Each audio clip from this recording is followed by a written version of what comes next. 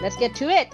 First up, we have previous promo livestream guest and an amazing writer, poet, and activist, Tuesday Atzinger. Tuesday's work explores and celebrates Blackness, queerness, feminism, and disability. The next piece has content warnings for racism, colonization, police violence, queerphobia, and ableism. Let's give it up for Tuesday!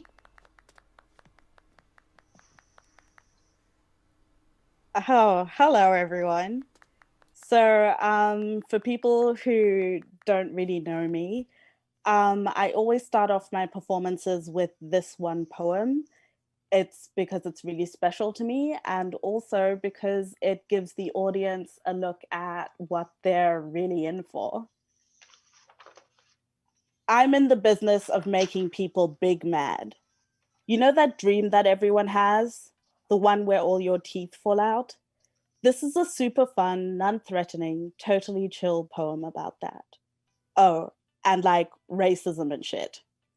I actually do know my own poetry off by heart, but I'm clinging to every printed piece with shaky, sweaty hands so I don't go off track and say anything I really mean. When everything you do is characterized as an attack, you learn to wrap your words in cotton and hold back a lot of what you're really thinking. Giving voice to the unprocessed truth is something I can't access, lest I say something I really mean.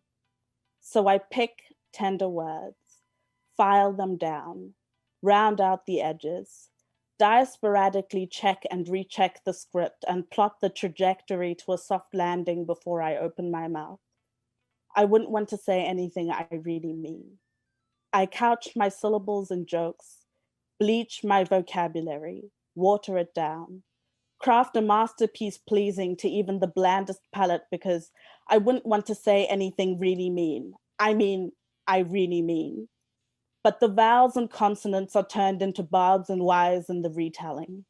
You will find that my words hit like a bolded underscored missile, impact visible from beyond the horizon, blood red 60-point font shrieking across the landscape. You will hear frantic reports of observations ravaging cities and devastating millions, because we live in a society more affronted by truth bombs than real bombs. And you'll discover that's the reason they don't listen. How can they, when all they hear is the serrated onslaught of my aggressive, manipulative, angry, inappropriate, race-baiting, furious, vicious, whiny, bullying, hostile, cruel, irrational, ranting? Because what the fuck would I know about racism anyway? What the fuck would I know about navigating a world where telling institutions and friends and family and lovers they've done something racist without ever using the word racist because their feelings on being called racist matter more than my humanity? Where the fuck is my queer community? My rib cage is supposed to house a fragile heart and aching lungs. But you people have mistaken the bones for rungs on a ladder, and I am so fucking tired of all of this bullshit. I will not write myself into the margins of your pristine white pages just because I'm Black.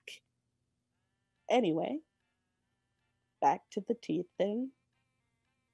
Sometimes I wonder what would happen if I actually said what I really meant. If I actually spat out the words knocking from behind teeth barely hanging on to fractured bone and fraying gums. Because in my dreams, my teeth don't clatter to the ground. I choke on them, while everyone around me assures each other that it's not about race. And that's my first poem done. My next poem is called Un-African. I found out I could summon ghosts at 17, when my second kiss nearly got me arrested. Can't be gay back home, but we decided to test it. It was a $600 kiss, but the bribe didn't cover personal damages. One dislocated shoulder, numerous bruises, 2 broken girls. And when it was all done, they told my mom, at least she still has a son. What, the bi one? That night, I stared into the tapestry of my being and found that demons I did not invite in had unraveled nearly every thread of my history and cursed the empty spaces. Colonial laws infiltrate the bedrock of my hometown. Those cursed archives causing my people who are supposed to love me, to hope my haunted body burns when my feet touch the soil. I attract phantoms. I am limbs and muscle and words and memory driven forward by spirit and spirits that are not my own, by the wraiths and the wrath of past, present, and future souls, for weeping memories and weeping history and weeping wounds, my own and yours and all those who came before, for those who have carried me, for those who still carry me. I will not wander in limbo hoping for an open window. I want to come home through the front door. How do you exorcise a dispossession? And that's that poem done. A year and a half ago, something really amazing happened to me. I fell in love and I decided to write a poem about it called Here. I want to make bridges with our fingers and climb over our knuckles for fun. I want your lips, your tongue, and if you don't mind, your mind, so I can mind where you're at. I want an us, a you and me, 1,000 more nights telling each other stories under the covers. I want to traverse all the tomorrows together with you, paint over every shitty yesterday with brand new memories, splash around in the puddles at the bottom of bottles, exhale and gently float around each other, tendrils intertwining. I want to touch your face so we never forget what home base feels like. Wrap you in my arms and break every fall. Watch my curls make perfect spirals as they grow around your fingers and blow across my face. I'll memorize the veins in your hands so I know where to go if I ever get lost. I'll miss how the lines on your face deepen and you'll kiss the ones that form on mine. I'll plan everything to perfection and you'll hurl caution into the wind that carried you forward. I'll form oases so you can rest and you'll help me out of bed when my body can't. I'll beat you to the punch every time because I don't want to miss a first, and I'll collect every word under the sun eventually. So I have enough letters spilling from my arms to write you poems that make me cry. Wherever we wander, we'll be an arm's length away from home. And whenever we stop to catch our breath, that's when I'll stop to remind you that you're here. And there's another poem down. As you may have noticed, my poems are very personal to me. And this next poem is petty because I'm allowed to be petty. And it's called At That One Coworker Who's Always Judging Me. I'm fine because simple questions don't cover the hours spent at home playing symptom or side effect. Simple questions don't cover the days when pain renders my body an abstract concept. My triple distilled triumph over disability is a bitterness you can swallow and brag about. I guess inspiration goes down smooth and pairs well with silently measuring my worth in sick days and time off. And that's that for all my poetry. What I'm going to do next is a monologue. And it's the first time I've performed a monologue, so bear with me. I'm a little bit nervous. I just want to say before I go into this that this is very personal to me and it doesn't necessarily apply to everyone who uses mobility aids. It's called, Oh No, What Have You Done to Yourself? And I do invite you to laugh along with me. Let me tell you about my cane. It's long, sleek, black, Fritz handle, adjustable of course, just in case the urge to confuse or outrage random strangers strikes me and I dare slip my feet into a pair of high heels.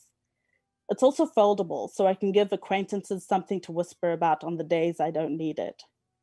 If I'm totally honest, it's not quite as fancy or as extra as I had hoped. When I found out I'd be needing a cane to augment how I navigate the world around me, I had something entirely different in mind. Something a little more. I still delve into the veritable smorgasbord of choice on the internet, poring over the different options scattered across so many open browser tabs. There's one online that I crave. Black beech wood with gold decorations laced along the roses carved into the shaft. If I could afford it, best believe I would snatch up that Gandalfian cane so quickly my bank account would spin. Don't get me wrong, the cane I have now is absolutely perfect. I love it. I love it.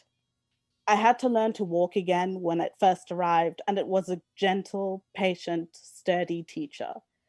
My steps are seamless, confident, and graceful on the good days, and seamless, confident, and less than graceful on the bad days. It is my bulwark against a world that refuses to weave elevators and ramps into its spine and forces me to walk painstakingly up the expanses of staircases that were definitely not designed for me to traverse. My cane is lightweight enough to allow me to dance if the music is good enough. It allows me to go outside into the world and explore. It allows me to go, to walk, to be a part of the moving world around me. I'm learning other things too. I'm learning to weather the unblinking stares of complete strangers and coming up with strategies to interrupt their pitying gazes. Staring unblinkingly back into the depths of their pupils has not worked thus far. Must invest more of my time into Creatrix so I can break out into a tap dance number and really blow their minds. Also, a lot of people seem to think I've gone and done a radical physical activity, trademark that, and invited upon myself the kind of injury that earns a disapproving chuckle in the retelling. Sometimes strangers ask me what's wrong with me. To be honest, many things. My mental health hasn't been the best recently. I don't cook enough home cooked meals for myself. My bank account runneth dry, and yet my inbox insists on unhinging its gaping maw to vomit forth more expenses. Tragically, I also lack a black beechwood cane with gold laced around the roses carved into it. I often want to reply that it's couture, darling, but I don't want to anger the woke gods with a response so flippant. Also, I'm not sure my obviously tremendous wit could possibly penetrate the thick fog of pity emanating from the what's wrong with you crowd. Back to stairs. Stairs are a nightmare to navigate. I mean, I can do stairs if it comes down to it. Heaving and wheezing and in great pain, I can do stairs. I have to use my cane when I go up and down stairs in public, though. It's an unwritten rule that all who use mobility aids are to rivet themselves to said mobility aid and never, ever let them know that sometimes some of us don't want or need to use them. So instead of the less painful journey, bounding upwards, skipping a step at a time, twirling my cane in hand preferably, I'm bound to hunching over every step, the pain in my legs and back screeching at me in protest. The crowd stuck behind me screeching internally in protest at my sloth. And sloth should be a word. My walking often brings out strong emotions in people, mostly polite irritation followed by simmering guilt when they realize they're not stuck behind an inconsiderate asshole, but stuck behind a disabled person of indeterminate assholery. Sometimes, though, I elicit tears. Tears usually mean the conversation is going to go one of three ways. I'm going to be talked about like I've suddenly perished. Too young, too beautiful. Or I'm going to be congratulated for my mere existence. So inspirational. Or I'm going to be proselytized to. Have you tried herb and or medication X? It's a lot of attention for just walking. Though, to be fair, I'm doing it excellently and with a very nice cane. Thank you, everyone. You've been wonderful. Yay! Thank you so much, Tuesday. That was so good. Thank you.